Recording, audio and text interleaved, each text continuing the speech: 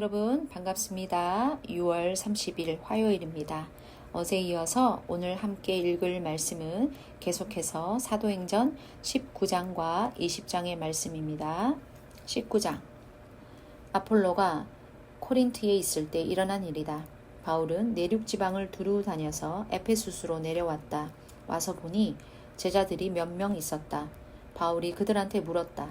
여러분은 믿었을 때에 성령을 받았습니까? 그들이 바울한테 대답했다.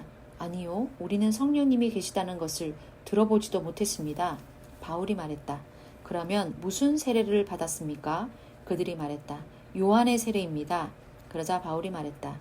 요한이 준 세례는 회개의 세례입니다. 요한은 백성에게 말하기를 그들이 믿어야 할 분은 자기 뒤에 오시는 분, 곧 예수님이라고 했습니다. 그들이 듣고서 주 예수님의 이름으로 세례를 받았다. 그리고 바울이 그들에게 손을 얹어 안수하자 성령님이 그들 위로 오셨다. 그들이 성령님의 언어로 말하고 예언하기 시작했다. 그들은 모두 합해 남자 12명쯤이었다. 바울은 회당으로 들어가서 3개월 동안 거리낌 없이 말했다. 하나님 나라에 대해 관련된 일들을 두고 의견을 주고받으며 가르쳤고 설득했다. 그런데 어떤 사람들은 계속 고집을 부리며 믿지 않았다. 그들은 군중 앞에서 그 믿음의 길을 나쁘게 말했다. 그래서 바울은 그들한테서 물러나 제자들을 따로 구별해 내어 날마다 튀란노스 학당에서 의견을 주고받으며 가르쳤다. 바울이 2년 동안 이렇게 했다. 그래서 유대아 사람이든 그리스 사람이든 속주 아시아에 자리 잡고 사는 사람들은 모두 주님의 말씀을 듣게 되었다. 능력을 보여주는 기적들, 곧 흔히 있을 만하지 않은 일들을 하나님이 바울의 손을 통하여 거듭 행하셨다. 그래서 사람들이 아픈 사람들 위에 바울의 살갗에 닿았던 수건이나 작업용 앞치마를 가져다 두기까지 했다. 그러면 그들한테서 질병이 사라졌다. 또 악한 영들도 떠나갔다. 또 돌아다니며 귀신을 쫓아내는 유대아 사람들이 있었다. 그들 가운데 몇몇 사람들조차도 악한 영들에 붙들린 사람들을 두고 주 예수님의 이름을 써먹으려고 했다. 그들은 바울이 선포하는 그 예수님을 힘입어 너희들에게 엄중히 명령한다 하고 말했다. 유대아 사람으로 스게와라 하는 어떤 대제사장의 7 아들이 이런 일을 하고 있었다. 악한 영이 그들에게 대답했다. 예수님은 내가 알고 있고 바울도 익히 알고 있는데 너희들은 도대체 누구냐? 그러고는 악한 영이 들어앉아 있는 그 사람이 그들 위로 덮쳐서 양쪽에 있는 이들을 억눌러 제압했다. 그래서 그들은 벗은 채로 피투성이가 되어 바로 그 집에서 달아났다. 이 일이 에페수스에 자리 잡고 사는 모든 유대아 사람들과 그리스 사람들에게 알려졌다. 두려움이 그들 모두 위에 덮쳤고 그들은 주 예수님의 이름을 높여 드렸다. 이미 믿게 된 사람들 가운데 많은 사람들이 와서 자기들이 한 일들을 털어놓고 널리 알렸다. 마술을 하던 사람들 가운데 제법 많은 사람들이 마술책을 가져와서 모두가 보는 앞에서 싹 불태워버렸다. 그 책값을 계산해 보았더니 은돈 5만에 해당했다. 이처럼 주님의 힘 덕분에 말씀이 계속 자라났고 강력해졌다. 이런 일들이 이루어진 뒤에 바울은 마케도니아와 아카이아를 거쳐서 예루살렘에 가기로 마음을 정했다. 그러면서 말했다. 나는 거기에 갔다가 그 뒤에 반드시 로마도 보아야 한다. 한편 바울은 자기를 돕는 사람들 가운데 2명, 곧 디모데와 에라스도를 마케도니아로 보냈다. 그리고 바울 자신은 속주 아시아에 한참 더 남아 있었다. 바로 그 무렵에 그 믿음의 길에 대해 적지 않은 소란이 일어났다. 데메드리오라는 이름을 가진 어떤 사람이 있었는데 은세공사였다. 그는 은으로 된 아르테미스 신전의 모형을 만들었다. 그렇게 해서 기술자들에게 적지 않은 수입을 올려주고 있었다. 데메드리오가 그 기술자들과 또 관련된 일을 하는 사람들을 한데 모아놓고 말했다. 여러분이 익히 아시다시피 이 사업으로 우리는 잘 살고 있습니다. 그런데 여러분이 지켜보며 듣고 있다시피 에페소스뿐만 아니라 속주 아시아 거의 전역에서 바울이라는 이 사람이 꽤 큰 무리를 설득하여 구슬렸습니다. 이 사람은 말하기를 사람 손을 거쳐 생겨난 것들은 신이 아니라고 했습니다. 그러니 우리가 관계된 이 부분만 평판이 나빠질 위험에 처한 것이 아닙니다. 위대하신 아르테미스 여신의 신전이 아무것도 아닌 것으로 여겨질 위험에 처해 있습니다. 속주 아시아 전체와 세상이 받들어 섬기는 여신의 위대함조차 훼손될 판입니다. 사람들이 듣고는 분노로 가득 차서 소리쳐댔다. 위대하시다 에페소스 사람들의 아르테미스. 도시가 혼란에 휩싸였다. 사람들이 한마음으로 극장으로 돌진했다. 그들은 마케도니아 사람 가이우스와 아리스타르코스 곧 바울의 길동무들을 확 붙잡아서 그리로 끌고 갔다. 바울이 모인 사람들 가운데로 들어가고자 했다. 그러나 제자들은 바울이 그렇게 하도록 놔두지 않았다. 한편 속주 아시아의 고위 관리들 가운데 몇 명은 바울의 친구이기도 했다. 그들도 바울한테 사람을 보내어 극장의 모습을 드러내는 모험을 하지 말라고 권했다. 한편 극장 안에서는 서로 다른 사람들이 서로 다른 말로 외쳐대고 있었다. 모임은 혼란스러웠고 대다수는 무슨 까닭으로 함께 모여 있는지도 알지 못했던 것이다. 우리 가운데서 어떤 사람들이 알렉산더에게 사태를 설명해 주었다. 유대아 사람들이 그를 앞으로 내세웠기 때문이다. 알렉산더는 손짓을 한 뒤에 모인 사람들에게 변호하려고 했다. 그러나 알렉산더가 유대아 사람인 것을 알아차리고서 사람들이 모두 한 목소리를 내어 2시간쯤 외쳐댔다. 위대하시다 에페소스 사람들의 아르테미스.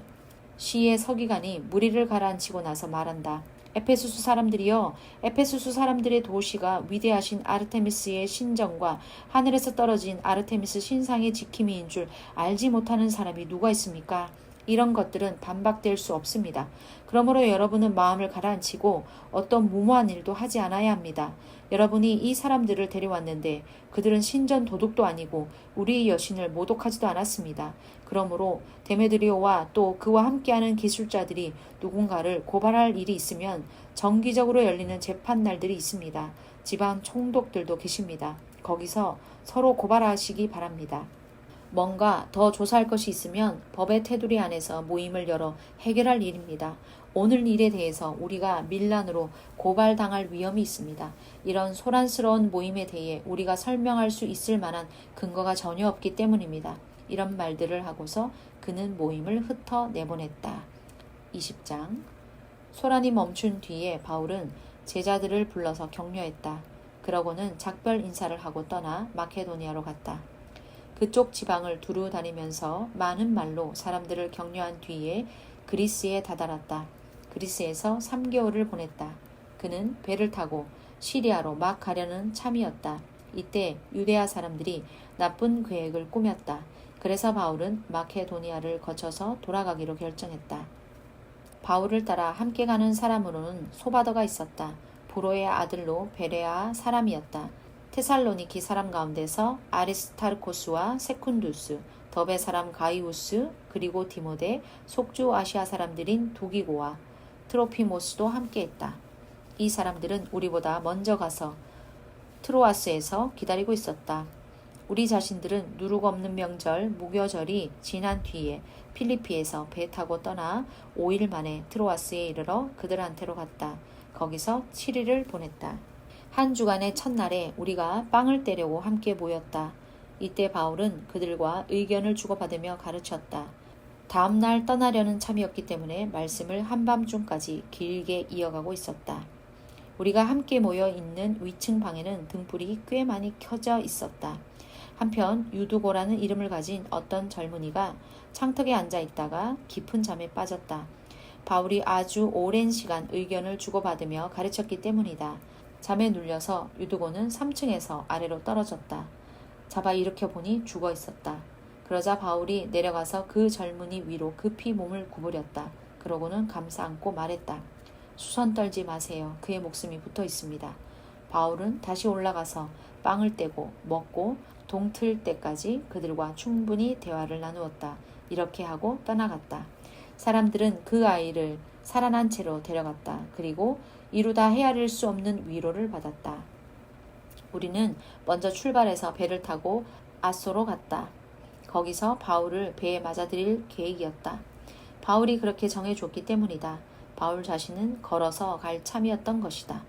바울이 아소에서 우리와 만났을 때 우리는 그를 배에 맞아들여서 미틸레네로 갔다. 거기서 배로 떠나 다음날 키오스 맞은편에 닿았다. 이튿날 우리는 사모스로 건너갔다. 그 다음날 밀레토스로 갔다. 바울이 에페수스를 지나쳐서 항해하기로 결정해 두었기 때문이다. 속주 아시아에서 시간을 끌게 되는 일이 없도록 하기 위해서였다. 할 수만 있으면 바울은 오순절날 예루살렘에 도착하려고 서둘렀던 것이다. 필레토스에서 바울이 에페수스로 사람을 보내어 교회의 장로들을 불렀다. 그들이 바울한테 왔을 때 바울이 그들에게 말했다. 여러분이야말로 내가 속주 아시아에 발을 디딘 첫날부터 여러분과 더불어 줄곧 어떻게 지냈는지를 익히 알고 계십니다. 나는 주님의 종이 되어 섬겼습니다. 완전히 낮은 자세로 눈물을 흘리면서요. 또 유대아 사람들이 나쁜 계획을 꾸몄을 때 닥쳐온 시험을 견뎌냈습니다. 도움이 될 만한 것 가운데 움츠러들어 여러분에게 알려드리지 않거나 가르쳐드리지 않은 것이 하나도 없습니다. 일반 사람들 앞에서든 여러분 집집에서든 말입니다. 유대아 사람들한테도 그리스 사람들한테도 힘껏 증언하기를 회개하고 하나님께로 돌아오라고 또 우리 주 예수님을 믿으라고 했습니다. 이제 보세요. 나는 성령님에 붙들린 채로 예루살렘으로 갑니다. 거기서 내가 맞닥뜨릴 일은 알지 못합니다. 다만 성령님이 모든 도시에서 나에게 엄숙히 증언하여 말씀하시기를 투옥과 핍박이 나를 기다리고 있다고 합니다. 그러나 나는 나 자신을 위해서는 내 목숨을 조금도 귀하게 여기지 않습니다. 나의 다름질과 주 예수님께 받은 임무, 곧 하나님의 은혜의 복음을 힘써 증언하는 것을 끝마칠 수만 있다면요. 이제 보세요. 나는 알고 있습니다. 여러분이 내 얼굴을 더는 보지 못할 겁니다. 여러분 모두가요. 한때는 내가 여러분 가운데서 두루 다니며 그 나라를 선포했었는데 말입니다. 그래서 나는 여러분에게 오늘 이 시간 증언합니다. 누군가를 잃어버리게 되더라도 내 탓은 아닙니다. 움츠러들지 않고 하나님의 뜻을 여러분에게 다 전했으니까요. 여러분 자신들과 온 양떼에 주의를 기울이세요. 성령님이 여러분을 양떼 가운데 감독으로 세워서 하나님께 속한 교회를 보살피게 했습니다. 자신의 피를 통해서 자신의 것으로 만드신 교회를 말이지요. 나는 알고 있습니다. 내가 떠난 뒤에 사나운 이리들이 여러분 가운데로 들어와서 양떼를 아껴주지 않을 겁니다. 여러분 자신들 가운데서도 사람들이 일어나서 뒤틀린 것들을 말할 겁니다. 제자들을 자기들 뒤로 빼내려고요. 그러므로 깨어 있으세요. 내가 3년 동안 밤낮으로 쉬지 않고 눈물을 흘리며 한 사람 한 사람 타일러 조심시킨 것을 기억하세요. 이제 나는 여러분을 하나님과 하나님의 은혜의 말씀에 맡깁니다. 그 말씀이 여러분을 든든히 세울 수 있고 거룩하게 된 모든 사람들 가운데서 유산을 물려받게 해줄 수 있습니다. 나는 어느 누구의 은이나 금이나 옷을 넘보지 않았습니다. 여러분 자신들이 아시다시피 나의 필요를 위해 또 나와 함께한 사람들을 위해 나는 이 두 손으로 일했습니다. 모든 면에서 나는 여러분에게 본을 보였습니다. 우리는 이처럼 힘들어 일해서 약한 사람들을 도와줘야만 합니다. 주 예수님의 말씀을 기억해야만 합니다. 주님이 말씀하시기를 주는 것이 받는 것보다 더 복이 있다라고 하셨습니다. 이런 것들을 말하고서 바울은 무릎을 꿇고 그들 모두와 함께 기도했다. 모두가 실컷 울었다. 그러고는 바울의 목을 부둥켜 안고 다정하게 입을 맞추었다. 그들이 괴로웠던 것은 무엇보다도 바울이 한 말 때문이었다. 머지않아 그들이 더는 자기 얼굴을 보지 못하게 될 것이라고 했던 것이다. 마침내 그들은 배에까지 바울을 바래다 주었다. 아멘. 수고하셨습니다, 여러분. 오늘 하루도 말씀을 기억하면서 바울 사도가 걸어갔던 길들을 묵상하는 하루 되시길 바라겠습니다.